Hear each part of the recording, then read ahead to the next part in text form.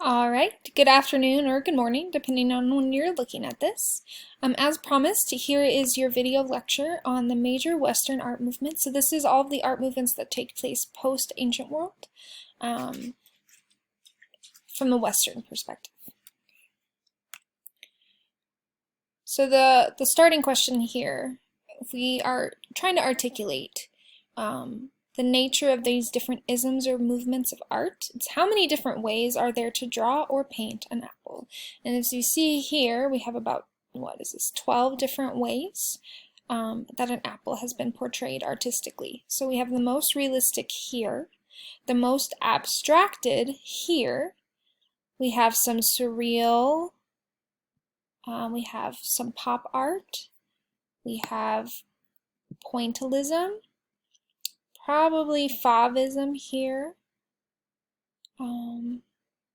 Impressionism here, some abstraction here, some absurdism here. Okay, this is more Fauvism. All right. Just like philosophy, most of the art movements or styles or genres end in ism, but not all of them. And the ones that we're going to focus on are bolded and blue or purple. Okay, so neoclassicism and romanticism, and then realism, impressionism, pointillism, fauvism, cubism, and surrealism. So the purple is the more modern movements, and then neoclassicism and romanticism are blue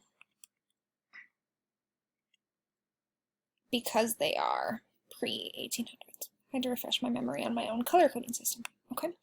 Obviously, there are so many other art movements, just like there are so many other philosophical epistemologies. So we only can do so much in a short amount of time. But we're getting a nice cursory overview.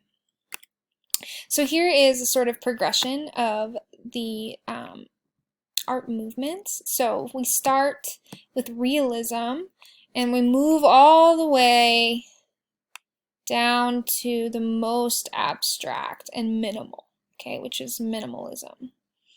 So, realism is the most realistic portrayal. Impressionism gives the impression of what is in reality. Fauvism takes impressionism to the next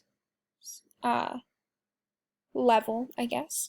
Art Nouveau, Expressionism, Cubism.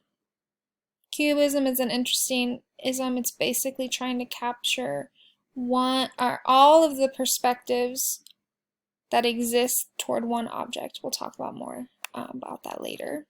Abstract Dadaism, all the way to pop art and minimalism.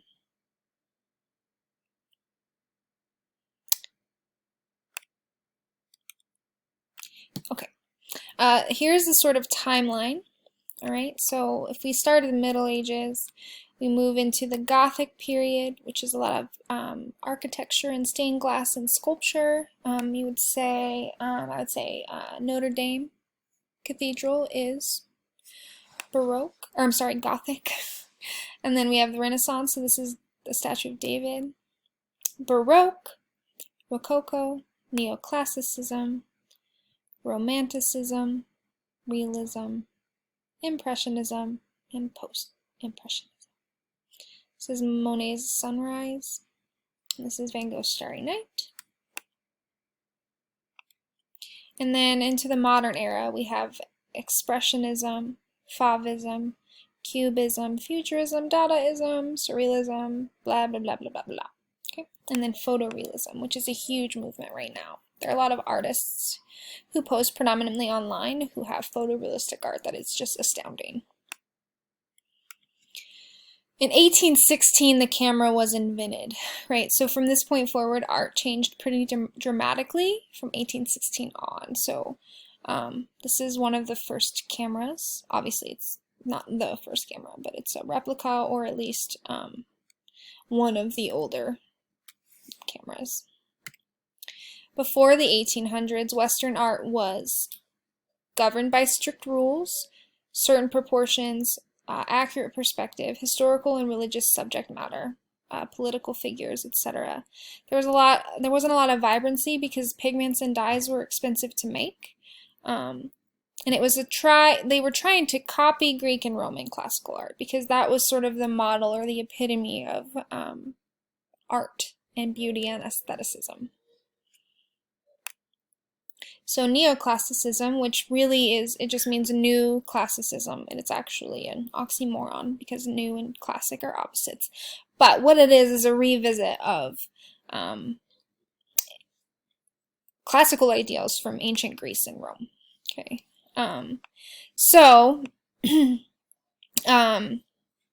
It emphasized the power of the individual as opposed to like it's a monarchy or a regime.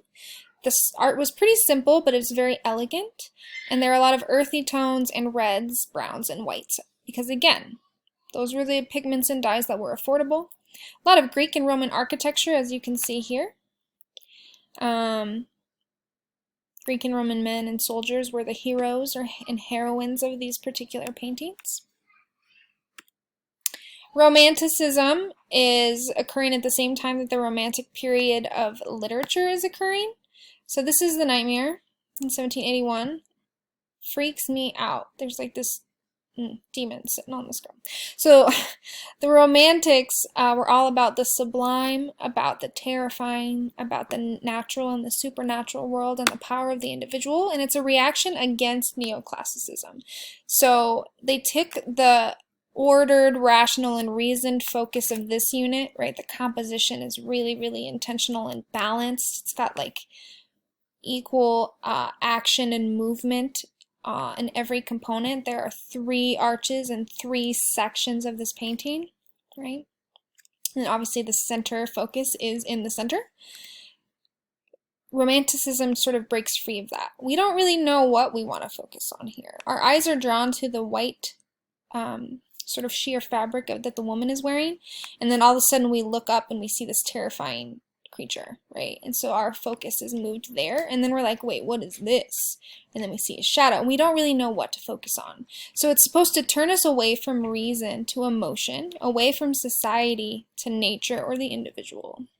It emphasized inner feelings, the supernatural, horror, love, beauty, glorified heroes, mythical figures, biblical heroes, gods and goddesses, things that are sort of the ideal or the romantic.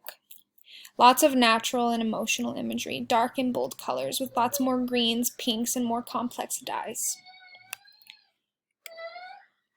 After the 1800s, we decided to start breaking rules because we realized, why do rules exist if not to break them on purpose? Okay, so this is where we get a rise in the sort of abstraction process. And these are some examples of the most known pieces of art. This is Picasso's Guernica, for example.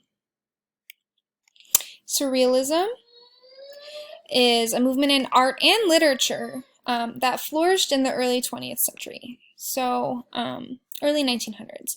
Its purpose is to express imaginative dreams and visions without hindering them with our rational control. Okay, so it's not supposed to be a realistic representation of things in life. They're supposed to make us wonder, like, what is happening? Okay. There's usually some sort of demented or deconstructed sense of humor. It's absurd, odd scales and perspectives, chaos and juxtapositioning, things that are irrational or lack sense or logic or sort of fantastical. We're supposed to sort of access our subconscious and the surreal components of existence, right? And question what is real and what isn't. Okay. This is an example. Time transfixed. Okay. I would suggest you pause it and kind of take a look at it.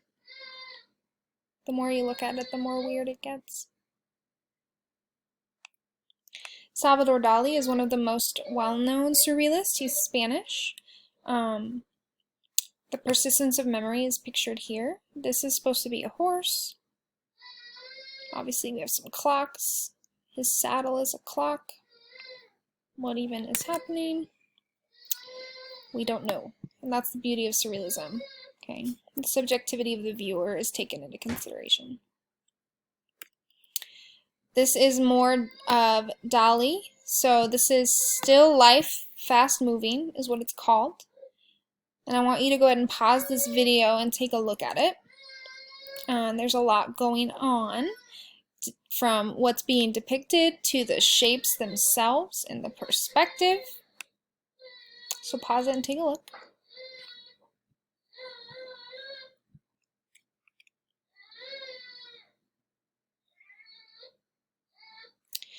This is another Salvador Dali. This is the Metamorphosis of Narcissus.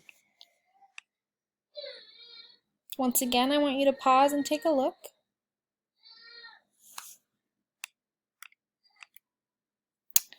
René Magritte. This one is one that's not to be reproduced, is one of my personal favorites. And then this one, the Son of Man, it's a biblical allusion. And then we have the apple here. There's a lot to be interpreted. Reptiles by Escher. This one wigs me out. It's this continuity over and over again.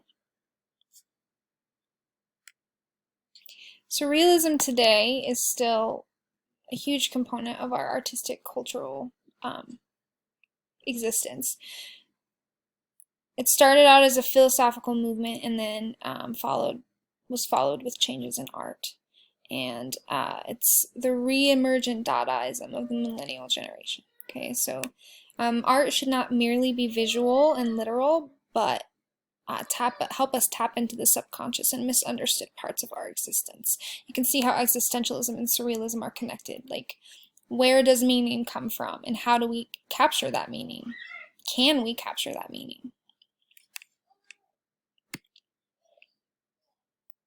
Here's an example of a surrealist representation of the apple.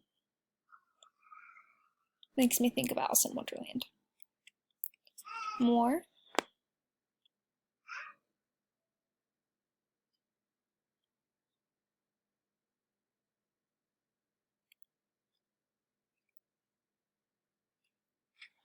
Impressionism.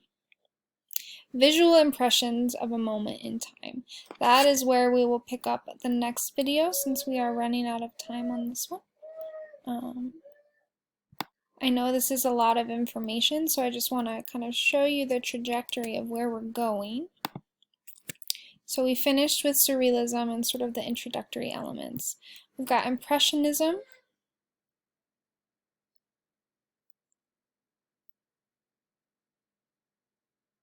Realism. And again, a lot of these slides are images. Okay. Hyperrealism.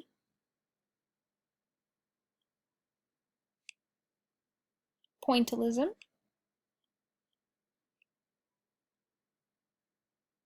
Cubism.